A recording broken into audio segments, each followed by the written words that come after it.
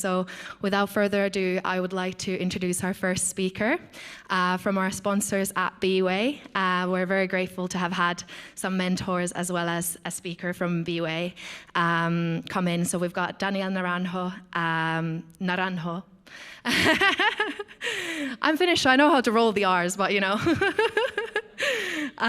He's a behavioral science lead at BeWay, and his talk will be about scientific thinking for better business decision making. Welcome, Daniel.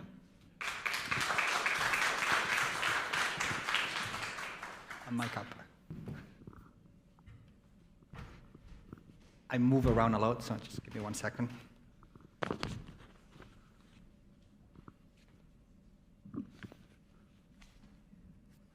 Look safe. Okay, so first of all, thank you very much for coming. My name, as they just said, is Daniel. I'm part of BeWay. I'm the behavioral science lead. And today I'm going to talk a tiny bit about why scientific thinking, it improves business decision making, right? So for us to understand a tiny bit more about this, we have to take it back a few years. So the year, in this case, is 2004. So there's a bunch of you that I don't think you were even born. But you have to take it from me that internet was a thing. So at that point, Microsoft was the company that has the biggest capitalization worldwide. However, Google started. And Google is a company that were trying to steal pretty much any engineer that was doing something interesting. And they had a massive battle. So even though Microsoft was the biggest company in the world at that point, they were not that interested in search. But once Google started working, they needed to get better. And they started pouring money and resources. However, that did not work out that well. So Bing, which is the one that we know nowadays, it is actually the search engine that they implemented by 2009. And they tried 2 other ones. They didn't really work. By 2010, the market share that Google had was 70%. Microsoft, it was around 10%. And by 2011, they lost $10 billion. You can imagine that was not the best work environment. Things were not going that well. So they needed to do something fast. And what is it that you do when this is going on? You run a workshop. And that's exactly what happened. They ran a workshop with the...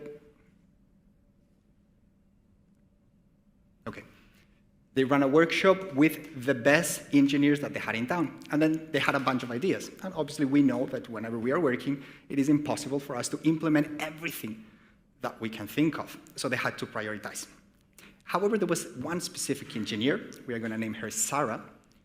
And Sarah had a really interesting idea because she took some psychology courses. And then she knows how we read. So obviously we read on an F shape, right? So you go from left to right and top to bottom. And then she was like, the way that Bing makes money is either through getting more customers or through getting people to click more on the ads that they have.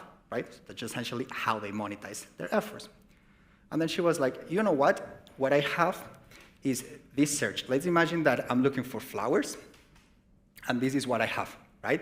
So as you see, there are 2 lines. The first one that says flowers, and then on the second line, they're going to give me a short description about what's going on.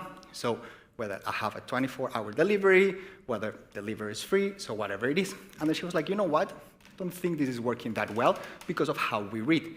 So what do you think would happen if we were to put it all on the same line, just as we have it here on the right? So here's my first question. From all of you, just raise your hand if you think that this idea was successful. Just raise your hand if you think it was successful.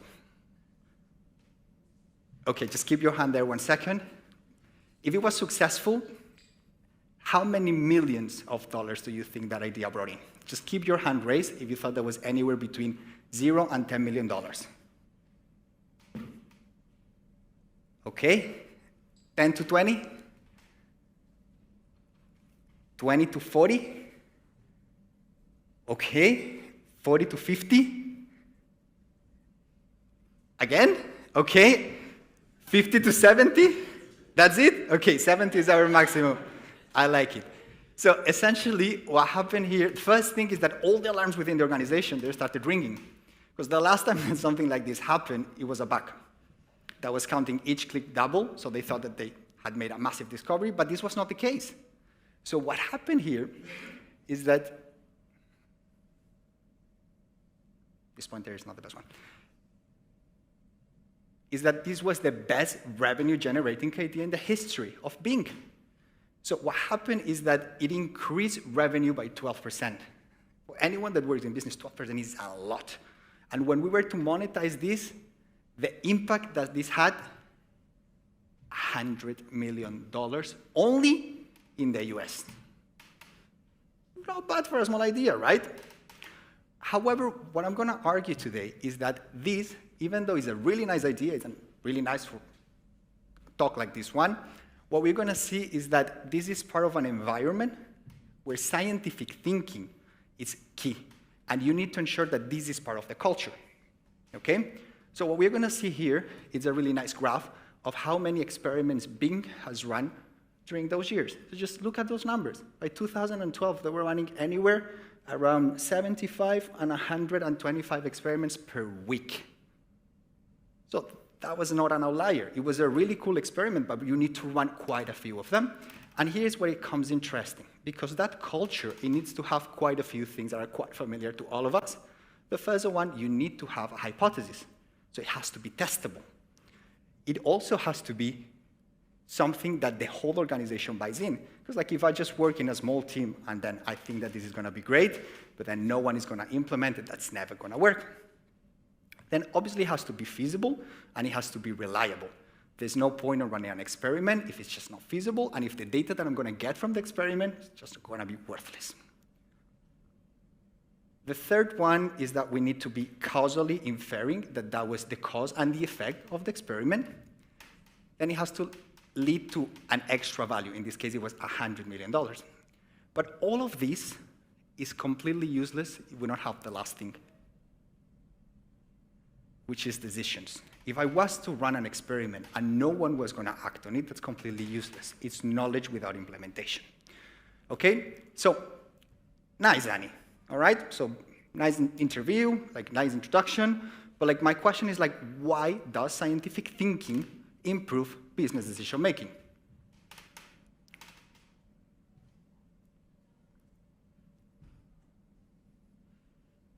Okay. So there's three reasons. The first one is that optimization. The second one is that it leads to innovation. And the last one is that it increases our revenue, so it makes us more money. So up until here, if you're any like me, you'll be like, hey, nice speech, nice introduction, but like, now show me the evidence. I want to see some numbers. So I brought you two really nice studies. The first one, it comes from Italy.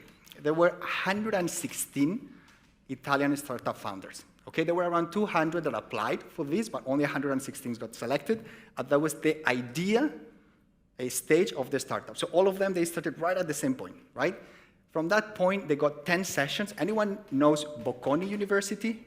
It's one of the best business schools in the world, and it's based off Italy. So that's where they taught this course.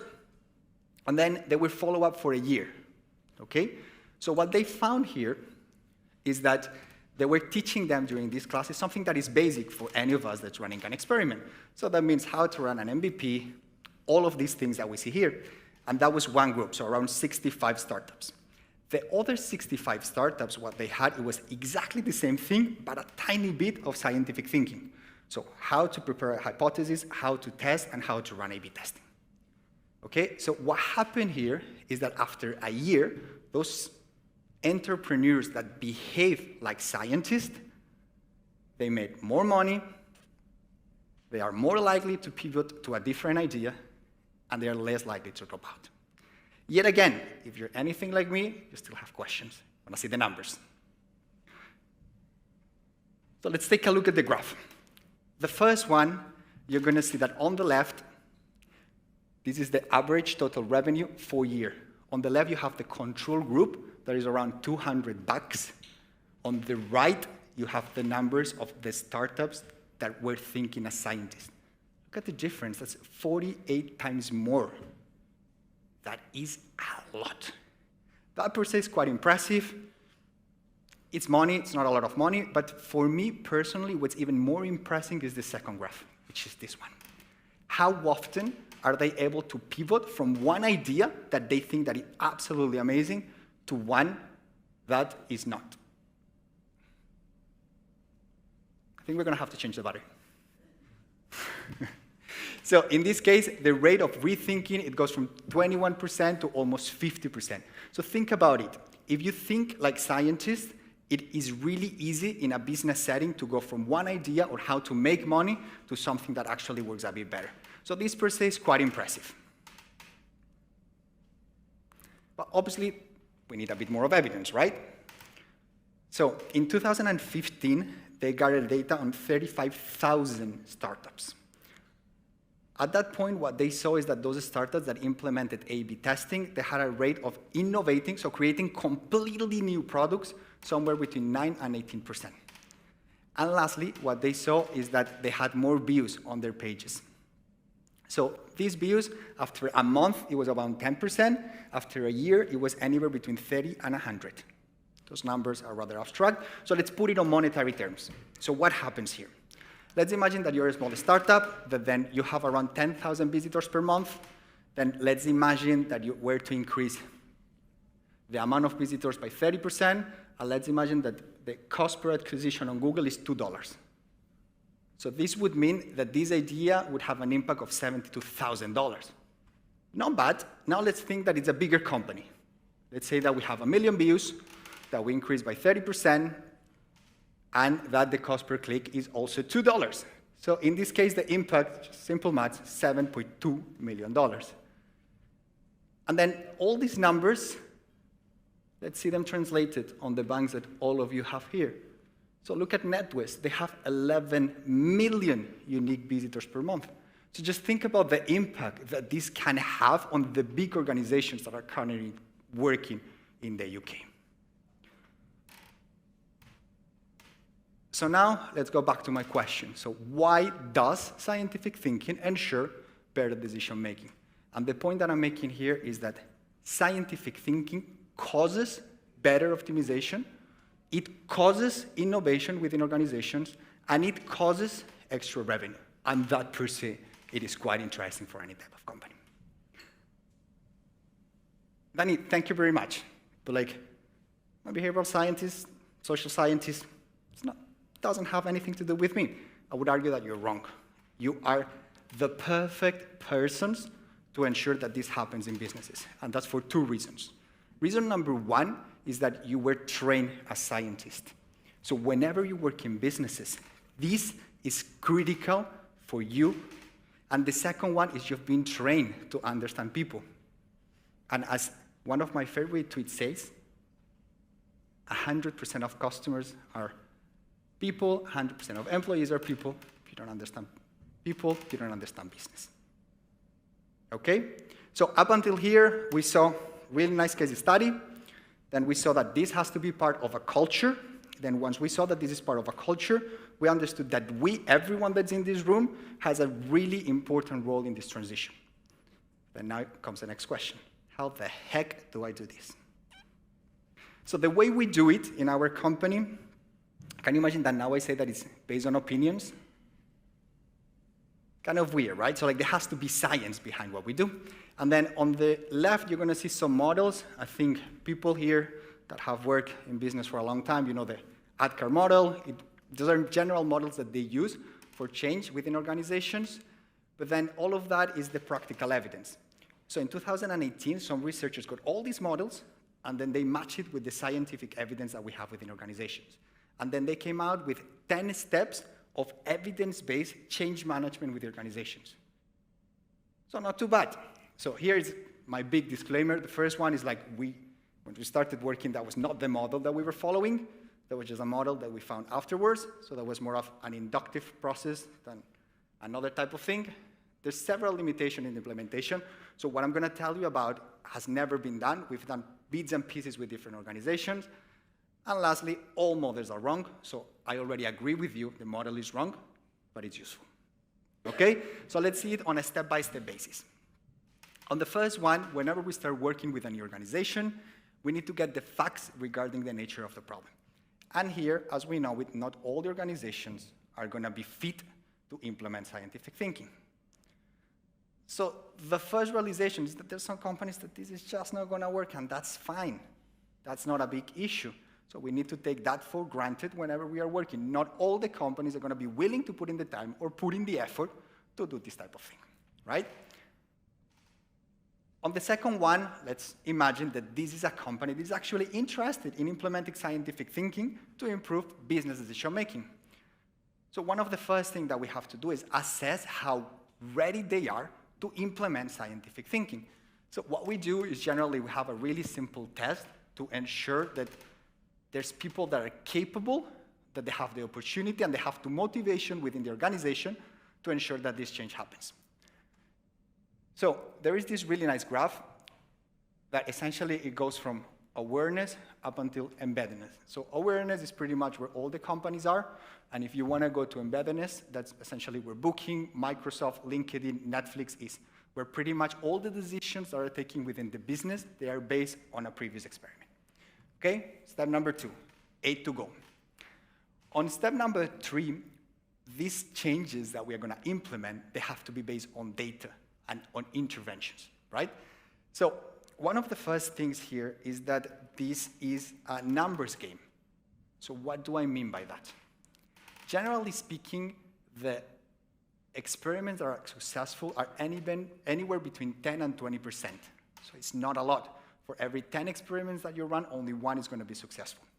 In our experience, it can go as high as 30%, but yet again, we need to be ready to fail, and fail a lot. And that's fine. Why is that fine? Because scientific thinking is Pareto-ish. Why the ish? In this case, in Microsoft, 2% of the ideas had 75% of the historical gains. So the idea that Sarah had, that I introduced, that had the impact, and only a few ideas have the capability to have this, and that's related with this. This is the normal distribution. What we're going to be looking for are the fat tails. So in the normal distribution, we are going to be interested on this tail and on this tail. So we are going to be looking for things that are not normal. It's just not good enough for me to have $1,000 extra. I'm looking for that 5 million, 6 million, 10 millions. And overall, the ROI has to be quite good. In our case, from all the experiments that we ran last year, we ran 133 experiments. The ROI, it's 1 to 9. Well, 9 to 1.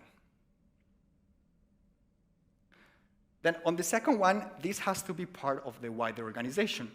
So what we've done is that these are exclusive training programs that they go in cascade. So we start with managers, and then they go down within the organization.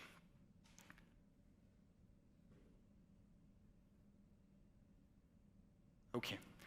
We help them understand scientific thinking, and then we have something that's called ALPs, which are active learning projects, and essentially we have a project that is hands-on, where they can actually work on this. And it has worked quite well for us. So in 24 months with one of our customers, we went to working from 1 to 8 general directions in that period. So that in itself is quite useful. And yet again, all of this is backed by science, so quite good. On step number 5, for the next presenter, you have to point towards there whenever you want to change the slide. So we created some really fun events, which are beer and pizza. We thought that no one was going to show up, but apparently once you offer free booze, people like it. So it took us a while to convince our stakeholders that buying beer with company money was worth it, but it was, because it got people talking to each other. It provided us with the opportunity to repeat the message, scientific thinking is critical, run experiments, do pretty much everything that you can to spread the word within the organization. And lastly, we went from 30 attendees to 200. So when we started, it was something really small. On the next one, we know that in any organization, we have a formal organization. The one that is actually driving anything within the organization is the informal one, right? So we need to leverage all of these to ensure that this change happens. So the first one is just, it's not good enough to train someone in scientific thinking or in behavioral sciences and just let it be. And be like, hey, you know what you're supposed to do? Go for it, my man. And do nothing. It generally doesn't work, right? So we need to keep that engagement with events, with continuous training, and with pretty much anything that we can come up with. There's a lot of internal mobility, especially within big organizations. So someone that is currently working in a team within 6 months might be working somewhere else. So if we have that person as what we call someone that is religious about scientific thinking, he's going to take that knowledge to a new area, and that's going to help us. And overall, the idea here is that there is no better sell than one that is done for you. So if I don't have to convince you and you have a peer that's convincing you, that's absolutely outstanding. And that is great per se. On step number 7, and this is critical, we need to focus on their goals, not on ours. Scientific thinking is a mean to an end, it's not an end per se. So it's a really nice tool, but for that, we need to ensure that everyone feels comfortable coming to me and coming to my team. So that's why we have desk hours. And overall, we were able to increase the amount of experiments that an organization runs for 300% in around 18 months. Not bad. This is an example of how beautiful this is. So just look at the number of experiments. These are the number of experiments that IBM ran. They went from 97 experiments to 1,300. So the number is quite impressive per se, but what's really cool is the amount of people that were involved on those experiments. It went from a team of 14 people to a team of over 2,000 people. So that organizational change, it works only if there's a lot of people involved. And that is what we are trying to achieve here, and that's what you should be doing in your new roles. On the 8th one, we need to promote microprocesses and experimentation. Yet again, we need to focus on their goals, not on mine. There's no point on me walking into a meeting telling you why scientific thinking is amazing, why behavioral sciences is cool. I need to listen to you. What are your goals? What are you trying to achieve? And from that point onwards, then we start talking. We need to show. It's just not good enough to come here and just tell you what you have to do. Like, we need to do it together. Otherwise, just a bit of bullshit. We need to be flexible, and we need really empathetic with our stakeholders because they have lives, they have a bunch of things going on. So it's just not going to be feasible for them to run an experiment on every decision that they have to make, right? So we need to get a bit better there. On the next one, we need to assess change, and especially we need to have a number on how well we're doing. So I don't know if you know, but when the BIT started, the Behavioral Insights team, in 2010, they had a 2-year grace period. If by the end of the 2nd year, the ROI was not 1 to 10, they were too close. Obviously, they are still here, so they made that. In our case, our ROI is 9 to 1. I know it's not BIT, but we are trying our best.